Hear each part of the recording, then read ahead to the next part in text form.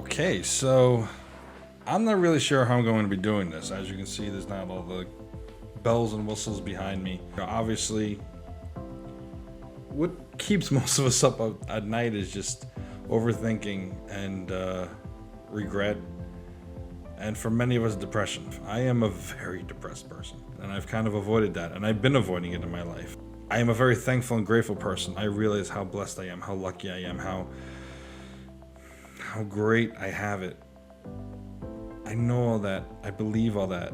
I don't know if I feel all that, but I know it. And I know that I tell myself that I should shut the fuck up from complaining and feeling depressed, because it could be so much worse.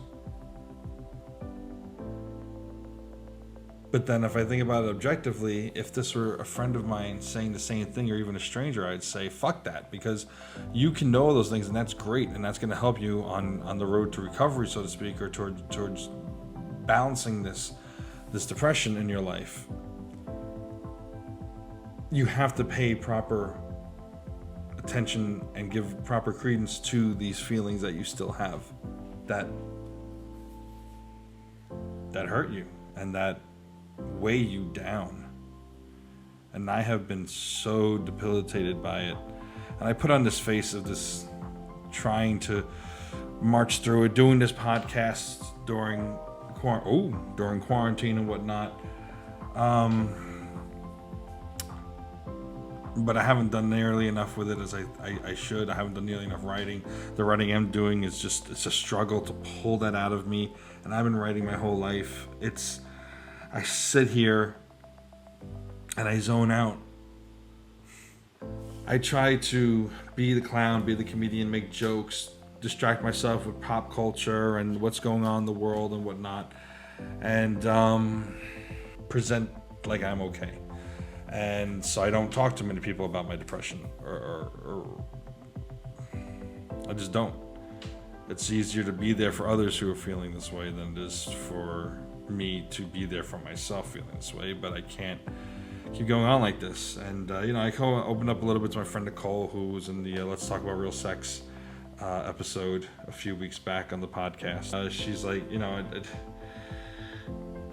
you might need antidepressants.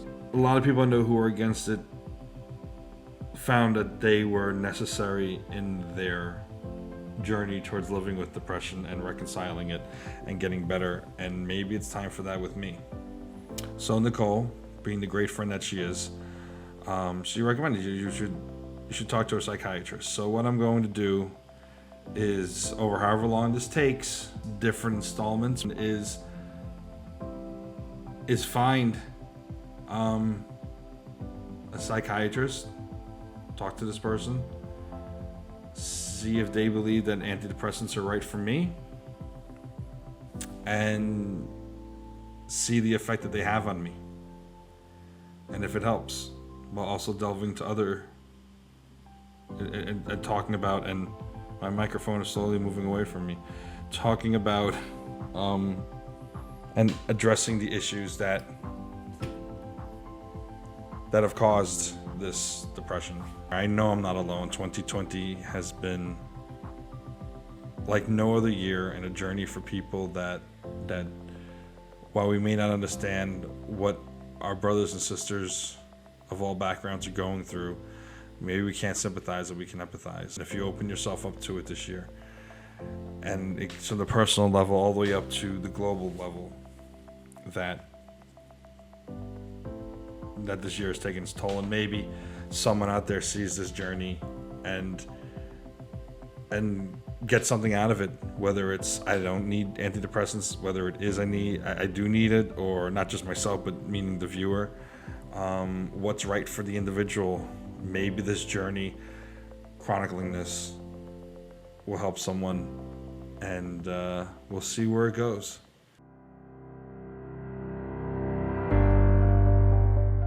So the first step was to, as Nicole said, you need to work with someone who will find the right dosage. So you got to go through our insurance. We work at the same place.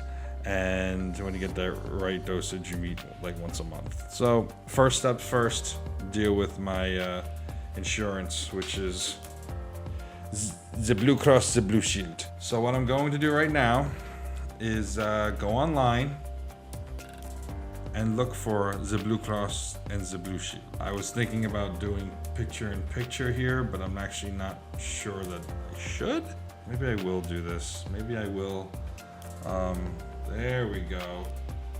There we go. The Google. Here we are. I spelled it wrong. I prefer E except after C and all the other times. And obviously this is going to be different for others based on their medical coverage. And obviously I'm blessed enough to be able to have medical coverage. So I'm going to look to find a doctor in the USA. Choose a location. Let's use my current location. That's not my current location, but close enough. Yeah, whatever. So now I'm looking for doctor by specialty. Psychiatry. Ooh, yeah.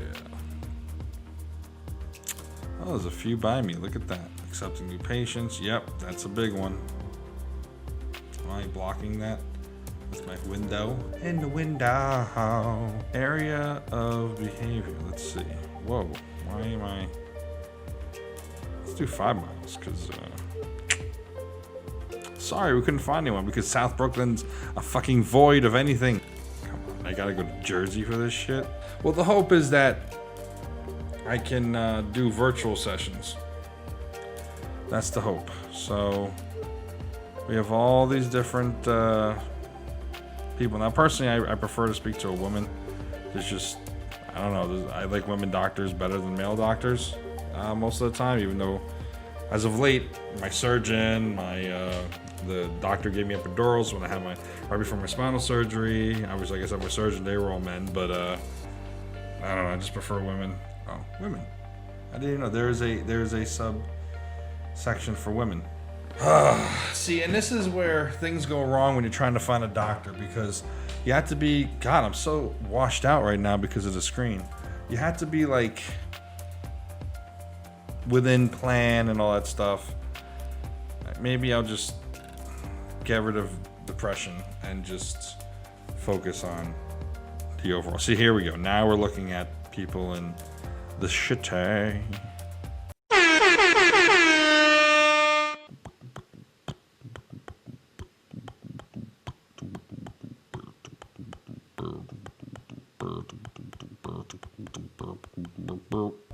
I do wish that there was something you could click to have to ensure that they're doing virtual meetings, but whatever. It's hard picking doctors based off their name, especially when there's like no ratings, and when there is a rating, it's 1 star. And so it's also hard to know exactly what you're looking for. Because the simple fact is that you don't know. I mean, some people have preferences as to age range, obviously gender, you name it. Like some people prefer a doctor who is older than them, who presents this like vast life experience. Others prefer a doctor who is closer to them in their age and thus more relatable to their experience, their individual experiences. I used to have a great therapist who, I think is in Connecticut, and just, couldn't continue seeing her, but she was a great therapist. Let me see if I can find out whether or not this doctor is doing virtual appointments. Batman. Oh, welcome back. Oh no, sorry. We welcome your feedback.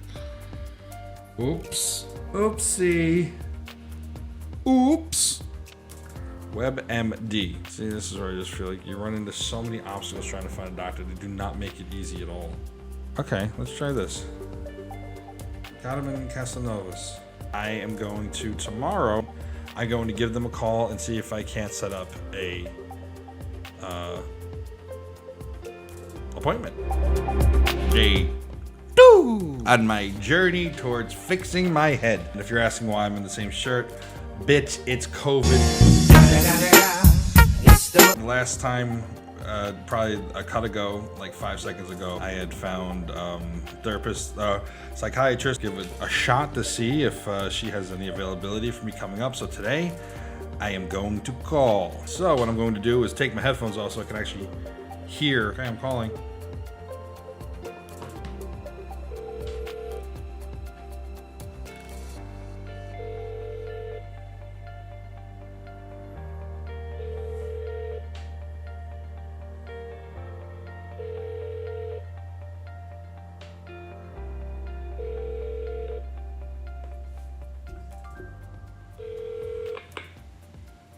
Hi, this is Nova's office.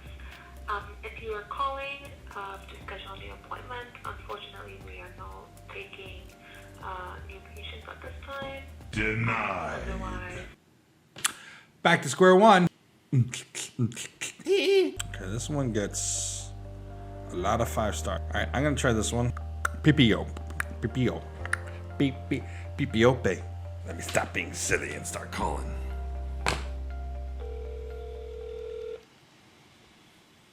You have reached NYU Langone Hospital, Brooklyn. Please hold for the next available operator. One moment, please.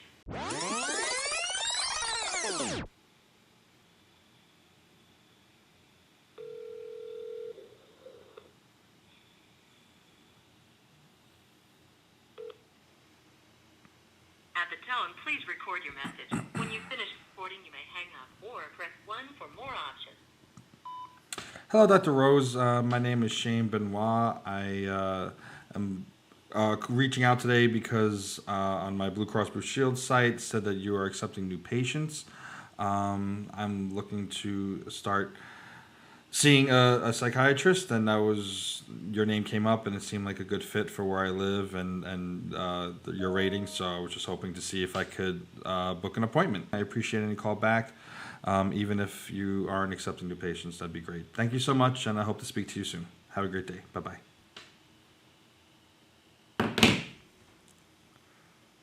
To be continued.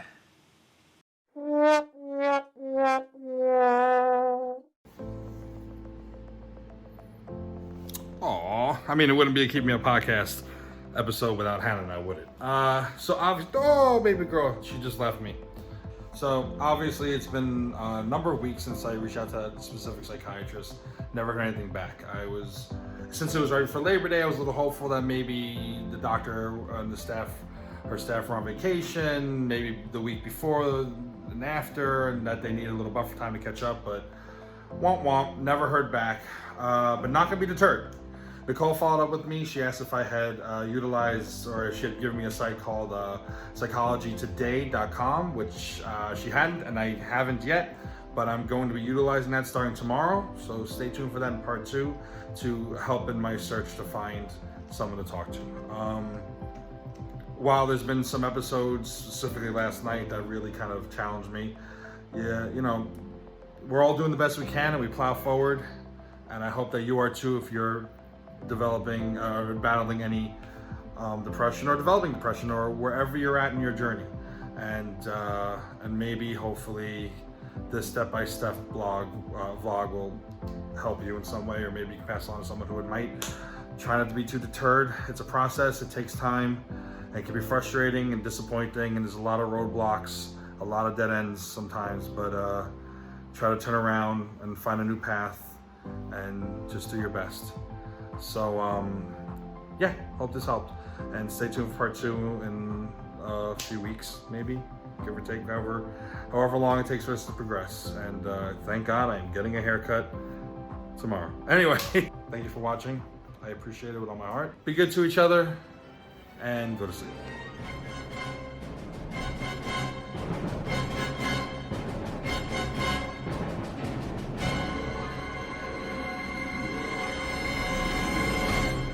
Psychiatry, give me some evaluation, please.